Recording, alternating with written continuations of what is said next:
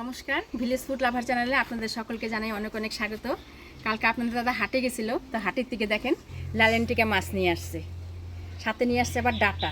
তা আমাদের পালানেও ডাটা আছে, ডাটাগুলো তেমন বড় হয় না, 6-7 দিন গেলে পরে খাওয়া যাবে। হাটের থেকে যে ডাটাটা নিয়ে আসে ওই ডাটা দিয়ে আলু দিয়ে এই লালেনটিকা মাছটা ঝোল করব, আর সাথে করব শাক ভাজা। মা গেছে আবার ঠাকুর পূজা দিতে, পূজা টুজা দিয়ে এসে শাক তুলে দিবে। আজকে আবার কাসুন্দর রাখছি সকালবেলায় এক কাকুর কাছ থেকে, এই কাসুন্দর দিয়ে শাক ভাজা দিয়ে খাওয়া হবে। তো সম্পূর্ণ ভিডিওটা দেখতে থাকেন, আশা করি আপনাদের সকলেরই ভালো লাগবে।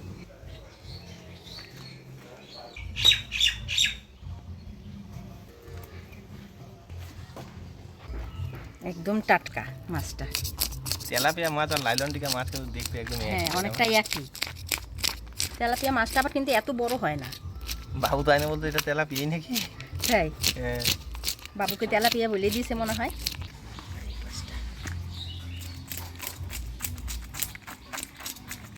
মাছটা আশ ছাড়িয়ে ধুয়ে নিলাম, এবার পিস পিস করে কাটে নিব।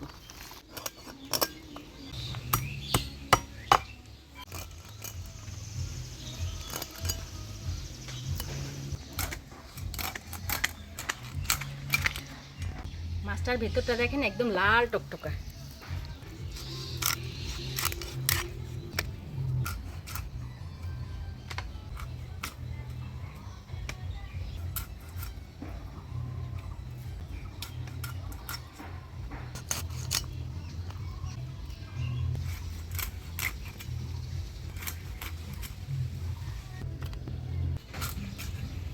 মাছটা কাটে নিলাম, এবারে পরিষ্কার করে ধুয়ে নিব।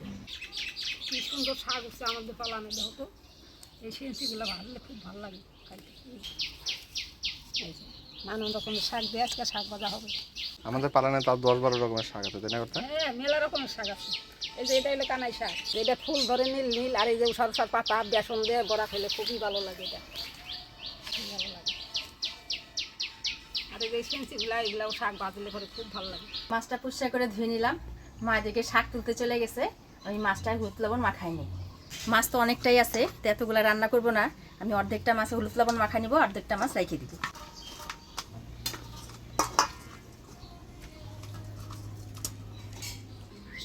মুড়া নিব একটা, নেও একটা মনে না। মুড়া নিলাম। এই কয় পিস মাছ রান্না করব, এর মধ্যে আমি হলুদ লবণ মাখাই নিব।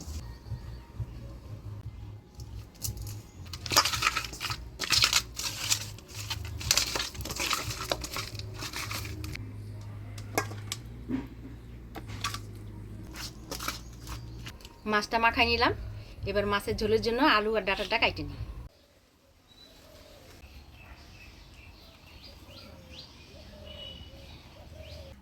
এই হচ্ছে ডাঁটা, মা আবার শাক টাকগুলা বাইছে রেখে দিছে, ডাঁটার থেকে কচি কচি পাতাগুলা আলাদা করে রেখে দিছে।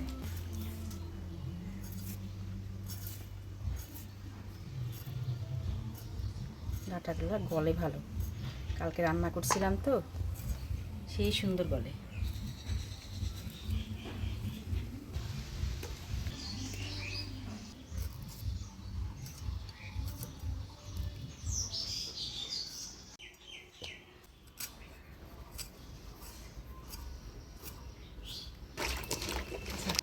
মাছের ঝোলের টাটা কাটে নিলাম, এবার এর মধ্যে একটা আলু দিব।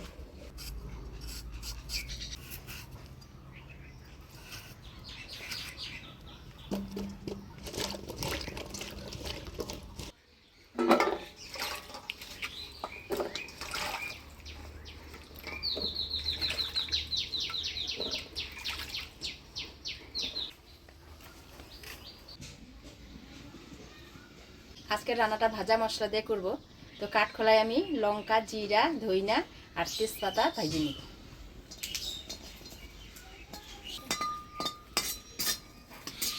কাঁচা লঙ্কা ভাজা হয়ে আসছে, এবারে দিয়ে দিচ্ছি ধইনা,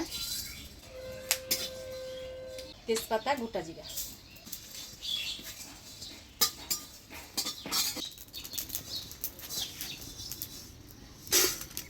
এবার মাছটা ভাজে নিব।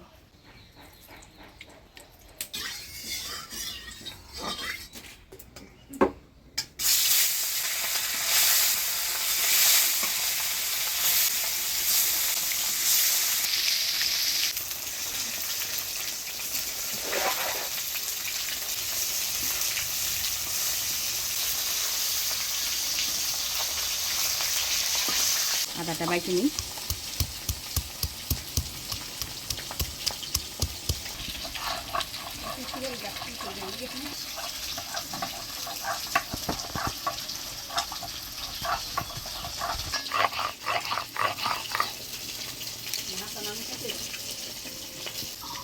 আদা বাইটে নিলাম, ভাজা মশলাগুলো বাইটে নিব।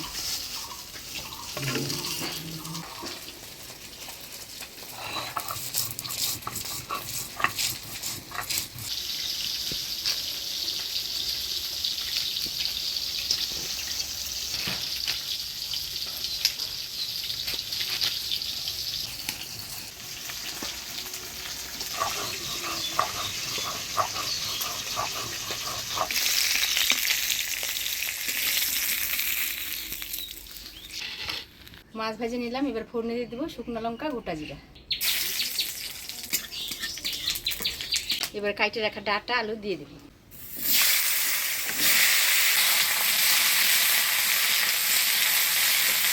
দিয়ে দেবো হলুদ, লবণ, আদা বাটা।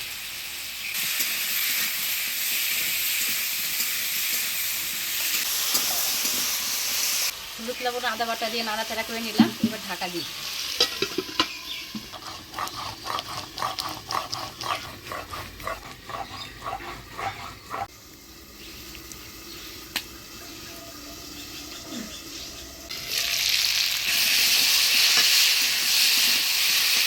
আলু ডাঁটাটা ভালো করে মজিয়ে নিলাম, এবার দিয়ে দেবো ভেজে রাখা বাটা মশলা।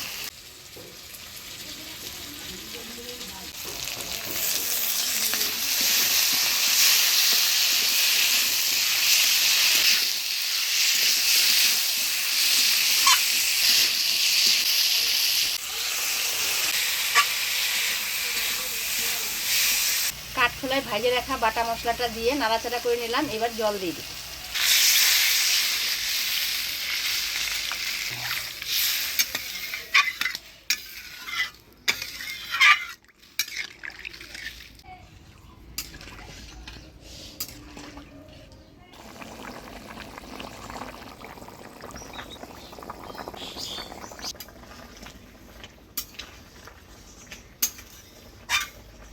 ঝোল জাল হয়ে গেছে, এবার ভাজে রাখা মাছগুলো দিয়ে দেব।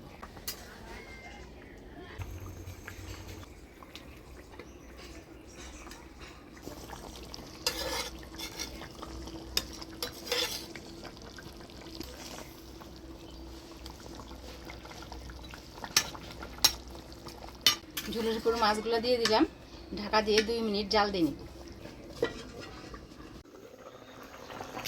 ডাঁটাগুলো খুব সুন্দর গলছে, দেখো সেই সুন্দর গলে গেছে। হয়ে গেল আলু ডাঁটা দিয়ে মাছের ঝোল, এবার নামিয়ে নিব।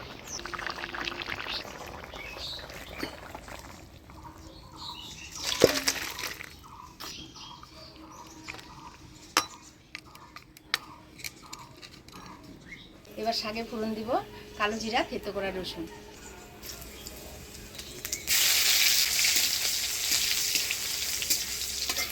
রসুনটা লাল লাল হয়ে আসছে, এবার দিয়ে দেবো কাইটে রাখা শাক।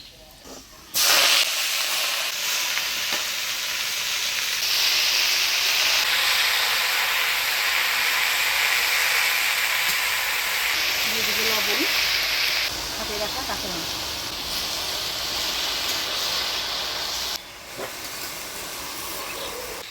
শাকটা ভালো করে নাড়াচাড়া করে নিলাম, এবার ঢাকা দিয়ে দিই।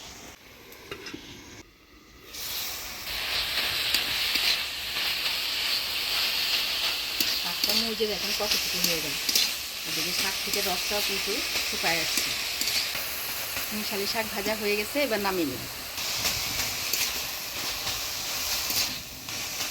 এরকম সব রকমের শাক দিয়ে ভাজা করলে কিন্তু দারুণ লাগে খাইতে।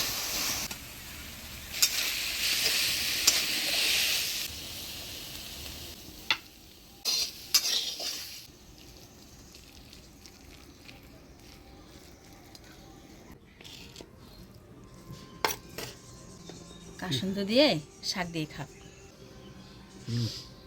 কোথা থেকে নিছ রে?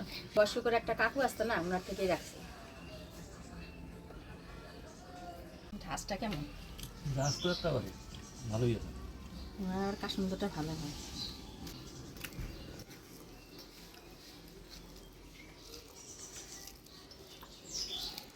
আর গাছ নাকে যায় লাগছে। নাকি যে রাখছে মা তো কাসুন্দ দেখেই কি নানান রকমের শাক উঠাই কাসুন্দ দিয়ে আর শাক ভাজা দিয়ে খাবো।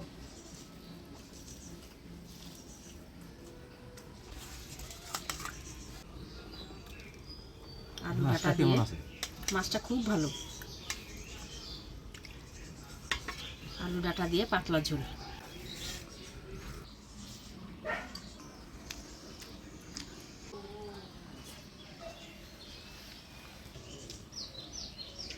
ডাঁটাগুলো গলছে কেমন? ডাটাগুলো তো নরম হয়েছে, সেই গলছে ডাঁটাগুলো, মানে একটু আঁশ হয়েছে। একটু আশা আছে। আজকের ভিডিওটা কেমন লাগলো অবশ্যই কমেন্ট করে জানাবেন। ভিডিওটা ভালো লাগলে লাইক শেয়ার করবেন। দেখা হচ্ছে পরবর্তী ভিডিওতে। ভালো থাকবেন, সুস্থ থাকবেন।